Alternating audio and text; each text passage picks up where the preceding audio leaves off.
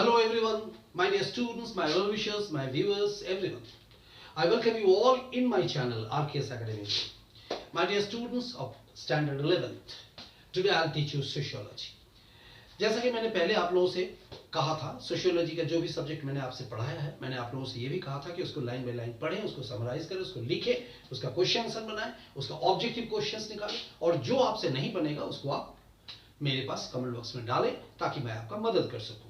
आज जो पहला अध्याय हमने पढ़ाया था सोशियोलॉजी का, और फिर जो सेकंड पार्ट जो उसका जो आगे हम लोग चले, जहां हमने देखा कि समाज शास्त्र के साथ अन्य सामाजिक विज्ञानों का क्या सहसंबंध है, तो आज इस क्लास में मैं उसी का कोशिश करूंगा, जितना ज्यादा हो सके मैं उसको लेकर इलैबोरेट करूंगा, आपसे डिस्कस करूंगा और आपको बताऊंगा। तो चलिए मेरे साथ पहले क्लास में बैठते हैं और उसको लाइन बाय लाइन थोड़ा देखते हैं, कुछ पढ़ते हैं उसके ऊपर, फिर हम बात करेंगे आपसे। ठीक है, चलिए।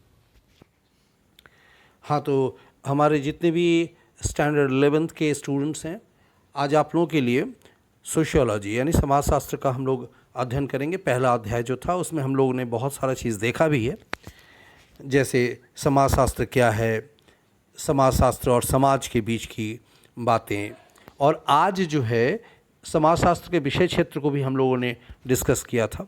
आज स्पेशली जो समाजशास्त्र के साथ अन्य सामाजिक विज्ञानों का सहसंबंध यानी क्या संबंध है, पारस्परिक संबंधों के बारे में हम लोग आज जो है देखेंगे जितना हो सकेगा। बहुत सारे ऐसे समाज विज्ञान हैं जिसके साथ समाजशास्त्र का क्या सहसंबंध है हम लोग को देखना है, आज हम लोग देखते हैं। तो सबसे पहले हम लोग आज देखेंगे समाजशास्त्र के साथ राजनीति शास्त्र का क्या मतलब सहसंबंध है, राजनीति शास्त्र और समाजशास्त्र के बीच का क्या सहसंबंध यानी रिलेशन क्या किस तरह का है, उसको हम लोग देखते हैं। जैसे देखिए, बहुत सारे समाज विज्ञान में अर्थशास्त्र के बारे में भी है। अर्थशास्त्र अर्थ का विज्ञान है, जैसा कि हम लोग जानते हैं।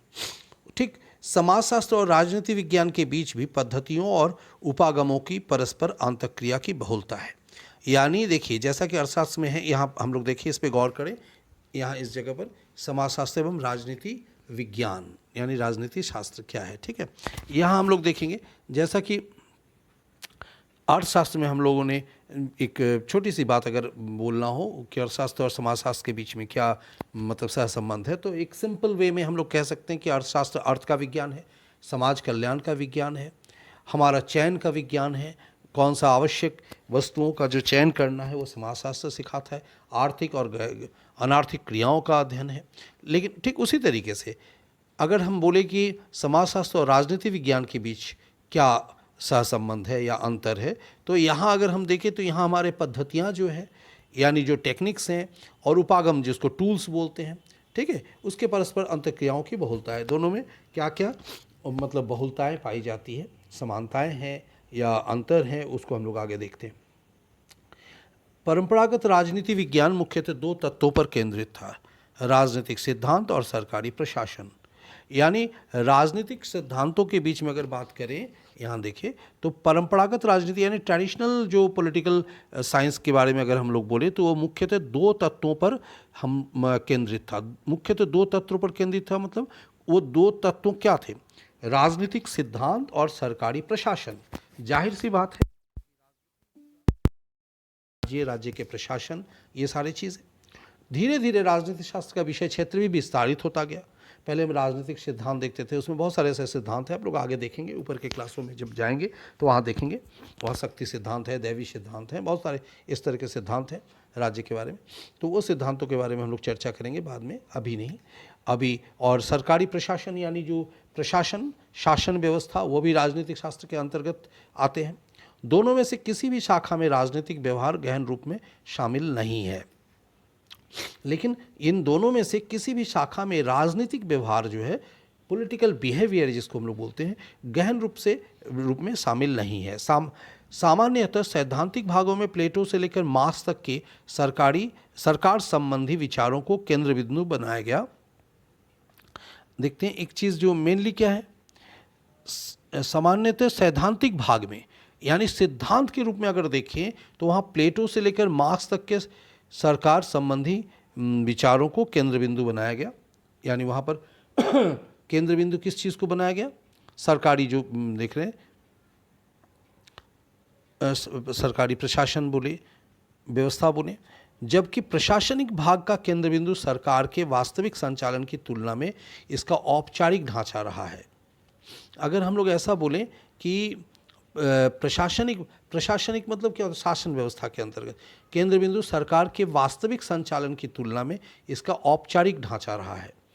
जो सरकार के वास्तविक संचालन, सरकार का संचालन कैसे होगा, ये राजनीति शास्त्र का एक प्रमुख अंग है, लेकिन इसके तुलना में इसका औपचारिक ढांचा ज़्यादा रहा है, औपचारिकता दिखने को ज़्यादा मिली है। समाजशास्त्र समाज के सभी पक्षों के अध्ययन को समर्पित है।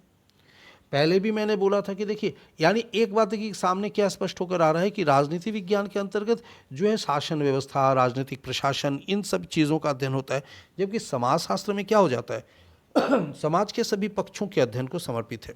जबकि परंपरागत राजनीति विज्ञान ने अपने को शक्ति के औपचारिक संगठन के सरकार के संगठन के साकार रूप में अध्ययन तक सीमित रखा। अभी मैंने ये भी कहा कि परंपरागत राजनीति विज्ञान में जो अगर ट्रेडिशनल वे से हम देखें तो राजनीति विज्ञान क्या करता है, शक्ति के औपचारिक संगठन को, यहाँ शक्ति मूल रूप से आ जाती है, व्यक्ति नियंत्रण, जो प्रशासन कैसे हम चलाएंगे, यानी वहाँ शक्ति की ज़रूरत होती है। यहाँ तक उसके अध्ययन अगर कोई करता है तो राजनीति विज्ञान करता है। मगर समाजशास्त्र जो है सरकार सहित संस्थाओं के समुच्चय के बीच अंतर संबंधों पर बल देता है। लेकिन समाजशास्त्र सिर्फ सरकार के शक्ति का जो व्यवहार या शक्ति का क्या साधन होगा इसका नहीं, संस्थाओं के समुच्चय के बीच अंतर संबंधों पर भी बल देता है। यानी संस्था, और संस्था कैसे चलता है, संस्था किसको हम बोलेंगे, संस्था हम बोलते हैं जहाँ नियमावली, जहाँ कोई भी अगर संगठन चल रहा है जहाँ पर एक निश्चित नियमावली को हम लोग पालन करके चलते हैं। नियमावली को पालन करने वाला कौन होता है, व्यक्ति, व्यक्ति की मानसिकता, व्यक्ति की सोच, ये भी मुख्य रूप से समाजशास्त्र का अध्ययन विषय है। जबकि राजनीतिक विज्ञान सरकार में विद्यमान प्रक्रियाओं पर ध्यान देता है। राजनीतिक विज्ञान सरकार में विद्यमान प्रक्रियाओं पर ध्यान देता है, यानी राजनीतिक विज्ञान को इन सब चीज़ों से लेन देन नहीं है, वो सिर्फ किस प्रक्रिया से, किस तरीके से शासन व्यवस्था चले उसका अध्ययन राजनीति विज्ञान करता है। हालांकि समाजशास्त्र के अनुसंधान में समान रुचि को लेकर राजनीति विज्ञान से लंबी साझेदारी है। हालांकि समाजशास्त्र की अनुसंधान अगर खोज हम देखें, समाजशास्त्र की खोज देखिए, अगर इस बात का जिक्र करें कि समाजशास्त्र क्या है, समाजशास्त्र के लिए अगर हम बोले कि उसके अनुसार से अगर हम बोले तो व्यक्ति एक सामाजिक पशु है, व्यक्ति एक सामाजिक प्राणी है। और वही बात अगर हम राजनीति शास्त्र के हिसाब से बोले, राजनीतिक विज्ञान के रूप में बोले, तो मनुष्य एक राजनीतिक प्राणी है। जैसा कि हम लोगों ने कई बार इसका चर्चा किया कि क्यों, काहे, कैसे, कब। मनुष्य जो है एक जिज्ञासु पशु रहा है, एक जिज्ञासु प्राणी रहा है, तो उसके दिमाग में हमेशा ये सब चीज़ें घर करती रही है। जब कहीं पर हम समाज बनाए तो समाज की एक शासन व्यवस्था की भी ज़रूरत हुई, और शासन प्रशासन चलाने वाले कौन है, व्यक्ति ही हैं। तो व्यक्ति की मानसिकता ही तय करती है कि किस तरह का शासन प्रशासन चले। कहीं पर अगर आज हमारे देश में प्रजातंत्र चलता है, यानी प्रजा का बोलबाला है, राजतंत्र नहीं है, डिक्टेटरशिप नहीं है, तो ये हमने ही तय किया कि हमारे पास किस तरह का शासन व्यवस्था रहेगा। बात समझ रहे हैं? तो इस तरह से क्या है, राजनीतिक समाजशास्त्र का केंद्र राजनीतिक व्यवहार के वास्तविक अध्ययन के रूप में बढ़ता जा रहा है। राजनीतिक समाजशास्त्र, अभी मैंने बोला ना कि समाजशास्त्र का एक पहलू राजनीतिक समाजशास्त्र भी है, इसका केंद्र राजनीतिक व्यवहार के वास्तविक अध्ययन के रूप में बढ़ता जा रहा है। उसमें केंद्र विषय राजनीतिक व्यवहार का ही है। राजनीतिक व्यवहार का मतलब क्या, राजनीतिक क्या है, राजनीतिक व्यवहार कौन करता है, व्यक्ति करता है। अभी मैंने यही तो कहा कि व्यक्ति की समाजीकरण जिस तरह से व्यक्ति की सोच से बढ़ा है, उसी रूप में वो अपने शासन व्यवस्था को, शासन तंत्र को चलाएगा। पिछले कुछ भारतीय चुनाव में भी मतदान के राजनीतिक प्रतिमानों का काफ़ी विशिष्ट अध्ययन देखने में आया है। देखिए, ये जो अभी जिस बात की चर्चा हम लोग करते हैं ना कि चुनाव को अगर देखें तो चुनाव में एक चीज़ हम लोग बोलते हैं रिगिंग होता है, या जिसको हम लोग बोलते हैं कि बहुत जगह से गलत मतदान हो जाते हैं, बायस मतदान हो जाते हैं। तो मतदान करने वाला कौन है, व्यक्ति ही तो है। तो व्यक्ति ही मतदान करते हैं, ये हमारी सोच है। अगर एक तरफ हम प्रजातंत्र की मांग करते हैं, ऐसी शासन व्यवस्था को ढूंढते हैं जहाँ पर प्रजा की बोलबाला हो, और दूसरी तरफ से उसी प्रजा की जो इच्छा के विपरीत जाकर भी हम कोई गलत काम भी कर लेते हैं, यानी उस तरह का अगर वोटिंग जिसको बोलते हैं, अगर वोटिंग क्या है, अगर कोई कहीं पर मतदान हो रही है और मतदान अगर गलत तरीके से हो रही है तो क्या वो फिर सामाजिक विचारधारा के अंदर तो नहीं आ रही ना। तो आजकल इस तरह के मतदान का जो मतलब काफ़ी चर्चे में आ गए हैं कि इसको देखकर भी व्यक्तिगत व्यवहार का जो है हम आकलन करते हैं। तो पिछले कुछ भारतीय चुनाव में भी मतदान के राजनीतिक प्रतिमानों का काफ़ी विशिष्ट अध्ययन देखने में आया है। राजनीतिक संगठनों की सदस्यता, संगठनों में निर्णय लेने की प्रक्रिया या राजनीतिक दलों के समर्थन के समाजशास्त्रीय कारण, यानी इन सब चीज़ों में देखिए कारण में लिंग की भूमिका आदि का भी अध्ययन किया जाता रहा है। लिंग की भूमिका यानी आप देखिए यहाँ पर हम लोग बोलते हैं ना, पहले अगर हम बोले कि अब बात सिर्फ मेल या फीमेल की बात नहीं है, हम लोग हर लोगों को यानी ट्रांसजेंडर भी जो हैं उनको भी हम लोग जगह देने लगे। ऐसा नहीं है कि केवल पुरुष या स्त्री या पुरुष ही केवल, धीरे धीरे महिलाओं का भी वहाँ आगमन होने लगा है। तो हर तरह के लिंग की प्रायोरिटी भी मतलब बढ़ता जा रहा है। तो सोच में तरह तरह की अब परिपक्वता भी देखने को मिल रही है। यानी समाजशास्त्र, आप देखिए एक मोटे तौर से मैं बात करूं कि समाजशास्त्र और राजनीतिक विज्ञान में क्या अगर समानताएं हैं या क्या अंतर देखने को मिलती है। अगर मोटे तौर से हम बोले कि राजनीतिक विज्ञान हर पहलू को राजनीतिक परिप्रेक्ष्य में देखता है। एक छोटा सा बात आप दिमाग में बैठा लीजिए। वहीं पर समाजशास्त्र के अंतर्गत समाजशास्त्र के जो भी विचारक हैं या विचारधाराएं हैं वो हर पहलुओं को सामाजिक विचारधारा के रूप में देखते हैं। यानी सामाजिक विचारधारा यानी वैल्यू, नैतिकता, ये सारी चीज़ें उसमें आ जाती हैं। मूल्यबोध, समाजीकरण, किस तरह से व्यक्ति का परिपक्वता, वो सारी चीज़ें देखने को, और वहाँ राजनीतिक हार जीत आ जाती है। हमको जिसकी लाठी उसकी भैंस, इस तरह की भी बात भी आ जाती है। या जैसे अभी मैंने बोला ना कि अगर पिछले कुछ चुनाव को लेकर ये बात सरगर्मी में आई है कि लोग चुनाव को भी, अगर हम एक तरफ प्रजातंत्र का बोलबाला रखते हैं सामने, एक तरफ चुनाव भी अगर हम बायस कर लेते हैं तो फिर प्रजातंत्र का महत्व कहाँ ठहरा। यानी फिर ये चीज़ किसके, हमारे सोच पे ही तो डिपेंड कर रहा है। तो बदलाव आ रहे हैं तरह तरह की चीज़ों में। तो राजनीतिक व्यवहार मोटे तौर से आप लोग ये अंदाज़ा लगाइए कि राजनीतिक जो विचार राजनीतिक विज्ञान और समाजशास्त्र के बीच का अगर हम लोग सहसंबंध को देखें तो एक तरह से हम लोग ये कह सकते हैं कि राजनीतिक विज्ञान के तहत अगर कोई भी विचारधारा जो है वो राजनीतिक पहलुओं पर या परिप्रेक्ष्य में निर्भरशील है। और ठीक उसी तरीके से अगर समाजशास्त्र के अंतर्गत हम कोई बात देखें तो वो सामाजिक मूल्यबोधों पर, सामाजिक विचारधाराओं पर आश्रित है। ठीक है, ये हो गई आपको राजनीति शास्त्र और समाजशास्त्र के बीच की बातें, सहसंबंधों की। अब हम एक और चलते हैं सामने, इंपॉर्टेंट चीज़ पहले हम बता दे रहे हैं, फिर हम आगे आगे आप लोगों को लेंगे आज। जैसे समाजशास्त्र एवं मनोविज्ञान, सेकंड जो बात आज हम लेंगे, इस सहसंबंध देखेंगे, वो हो गया समाजशास्त्र और मनोविज्ञान। देखिए समाजशास्त्र यानी समाज का शास्त्र, समाज का विज्ञान, और मनोविज्ञान यानी मन का विज्ञान। मन किसका? व्यक्ति का, व्यक्ति विशेष का। अब व्यक्ति का जन्म कहाँ पर होता है? समाज में ही होता है। जैसा कि हम लोग जानते हैं समाज के बिना व्यक्ति अधूरा है, ठीक उसी तरीके से व्यक्ति के बिना समाज भी अधूरा है। यानी एक दूसरे की ये पूरक है। मनोविज्ञान को प्राय व्यवहार के विज्ञान के रूप में परिभाषित किया जाता है। हम लोग इस बात का भी जिक्र किए हैं, फिर भी दोबारा मैं करना चाहूँगा कि मनोविज्ञान क्या है? मन का विज्ञान है, आत्मा का विज्ञान है, मानवीय व्यवहार का विज्ञान है। यह मुख्यतः व्यक्ति से संबंधित है।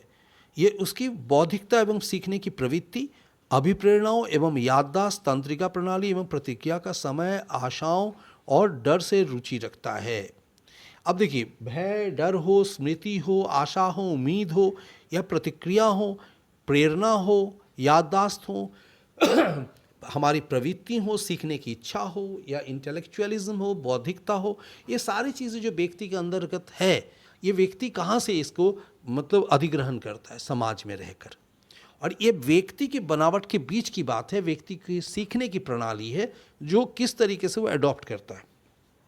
तो व्यक्ति, संपूर्ण व्यक्ति का व्यक्तित्व है और उसका अध्ययन करने वाला क्या है? सामाजिक मनोविज्ञान या मनोविज्ञान, जो भी बोले। सामाजिक मनोविज्ञान जो समाजशास्त्र और मनोविज्ञान के बीच का एक पुल का कार्य करता है। देखिए, इस बीच में लोगों ने एक बात, सामाजिक मनोविज्ञान और सामाजिक मनोविज्ञान, देखिए साथ में लेकर अगर बात करें तो सामाजिक मनोविज्ञान मतलब क्या है? इसको हम सामाजिक मनोविज्ञान को थोड़ा अलग से भी नेक्स्ट क्लास में चर्चा करेंगे, लेकिन समाज और मनोविज्ञान के बीच का कड़ी हो गया सामाजिक मनोविज्ञान, जो समाजशास्त्र और मनोविज्ञान के बीच का एक पुल का कार्य करता है। अपनी प्राथमिक रुचि एक व्यक्ति में रखता है, लेकिन उसका इस बात से सरोकार रहता है कि व्यक्ति किस प्रकार सामाजिक समूह में सामूहिक तौर पर अन्य व्यक्तियों के साथ व्यवहार करता है।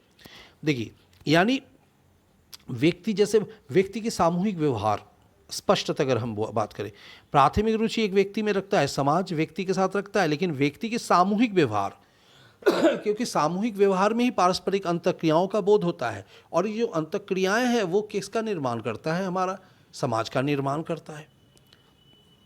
तो किस तरीके से वो एक दूसरे के साथ व्यवहार करता है, ये समाज मनोविज्ञान देखता है। मनोविज्ञान इसकी शाखा है। समाजशास्त्र समाज में संगठित व्यवहार को समझने का प्रयास करता है। यही वो तरीका है जिससे समाज के विभिन्न पक्षों द्वारा व्यक्तित्व का आकार मिलता है। अभी हमने बोला ना कि व्यक्तित्व में का आकार कैसे मिलता है, नहीं, समाजीकरण की प्रक्रिया के द्वारा। एक बच्चा जब जन्म लेता है तो क्या होता है, वो सिर्फ अगर हम बोले एक रक्त मांस का एक लोथरे की तरह होता है, जैविकीय प्राणी होता है, मगर धीरे धीरे वो सामाजिक गुणों को पहचानता है परिवार में।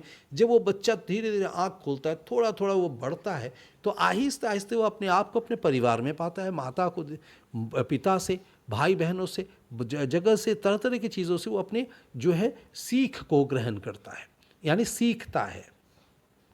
और एक तरह से संगठित व्यवहार कैसे किया जाए उसको समझने का प्रयास भी करता है। तो समाजशास्त्र समाज में संगठित व्यवहार को समझने का प्रयास करता रहता है। यही वो तरीका है जिससे समाज के विभिन्न पक्षों द्वारा व्यक्तित्वों को आकार मिलता है। समझ में आए?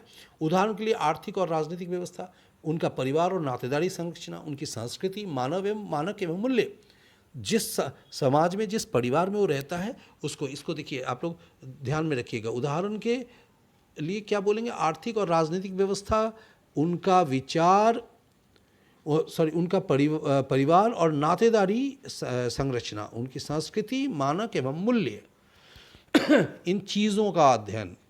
ये याद करना रुचिकर होगा कि दुर्खाइम, जिन्होंने आत्महत्या के अपने प्रख्यात अध्ययन में समाजशास्त्र को स्पष्ट पद्धति एवं, देखिए बहुत इंपॉर्टेंट, एवं पद्धति एवं विषय क्षेत्र में स्थापित करने की चेष्टा की। आत्महत्या, आत्मा की हत्या, आत्म की हत्या, देखिए दुर्खाइम ने, यानी दुर्खिम में, अगर हिंदी में हम बोले दुर्खिम, तो दुर्खिम ने समाजशास्त्र को एक वैयक्तिक घटना नहीं कहा है, उन्होंने कहा है कि एक सामाजिक घटना है। कोई भी व्यक्ति अगर आत्महत्या करता है, आत्महत्या के तरफ जाता है, अपनी खुद की हत्या करता है, तो वो कहीं ना कहीं समाज में किसी से, व्यक्तियों के बीच में रहकर समाज से वो क्या होता है, तंग आकर अपने आप को ख़त्म करने की कोशिश करता है। यानी एक सामाजिक फैक्ट है, ये सोशल फैक्ट है, केवल इंडिविजुअल फैक्ट नहीं कि हमने सोचा और हमने फांसी लगा लिया अपने आप को या खुद को मार डाला। कहीं ना कहीं हम तंग होते हैं समाज में और हमारा व्यक्तित्व तो टूटता है, हम पूरी तरह से टूट जाते हैं। जब मेरे तरफ, और अगर हम सोचें कि हमारे पास और कोई दूसरा रास्ता नहीं है सिवाय अपने को ख़त्म करने की, तब वो इंसान थक हार कर जाकर आत्महत्या कर लेता है। इसमें उन्होंने उन व्यक्तियों की व्यक्तिगत उत्कंठाओं को बाहर ही रखा जिन्होंने आत्महत्या की या इसकी चेष्टा की। यानी देखिए, व्यक्तिगत उत्कंठाओं, व्यक्तिगत बात की जो दुर्खाइम ने, वो सिर्फ व्यक्तिगत बात को नहीं रखा इसके अंदर, ये उस सांख्यिकी आंकड़े के लिए किया गया जो उन व्यक्तियों की कई सामाजिक विशेषताओं से सरोकार रखते थे। यानी यहाँ पर वही बात, जब जैसे मैंने कहा, यह सामाजिक विशेषताओं को, क्या समाज में रहकर उसको क्या, किस चीज़ से वह तंग आया, किससे उसको समस्या, किन चीज़ों से उनको समस्या हुई, किन चीज़ों से वो तकलीफ़ से गुजरा, या ऐसा क्या हो गया उस व्यक्ति के साथ कि वो आत्महत्या के तरफ प्रेरित हो गया। ये सारे चीज़ें, यानी वो मन का, देखिए अब व्यक्ति जो सोचता है, ये सोचने की जो प्रवृत्ति, प्रेरित होने के, यानी मोटिव, उसका मोटिव्स क्या कहता है, चालक क्या कहता है, किस तरफ से धकेल देता है, तो उसकी पर्सनैलिटी पे डिपेंड करता है कि वो कितना ज़्यादा अपने आप को मतलब दृढ़ रख सकता है या टूट जाता है जल्दी। तो ये उसके ऊपर, उसके व्यक्तित्व के जो प्रणाली, किस तरह से वो उसने अपना व्यक्तित्व का गठन किया है, ये उस पर निर्भरशील है। तो इस तरीके से समाजशास्त्र में मनोविज्ञान एक दूसरे का फिर पूरक है, एक दूसरे के साथ वो चलता है। अगर समाज नहीं तो व्यक्ति नहीं, और व्यक्ति अगर है तो व्यक्ति किस तरह का आचरण करना, जैसे समाज के कुछ मानक होते हैं, मूल्यबोध होते हैं, उसी तरह से प्रत्येक इंडिविजुअल्स का, प्रत्येक इंडिविजुअल जो है उसका एक इंडिविजुअलिज्म जिसको बोलते हैं वो, यानी उसके एक वैयक्तिक गुण होता है, अवगुण भी होता है। पर्सनैलिटी अगर ले लें, उसके अगर व्यक्तित्व पे बात करें तो जैसे व्यक्तित्व अगर बोले तो व्यक्तित्व बहुत किसी किसी का हम बोलेंगे एक्सट्रोवर्ट पर्सनैलिटी होता है, कोई इंट्रोवर्ट होता है, अंतर्मुखी, कोई बाह्यमुखी।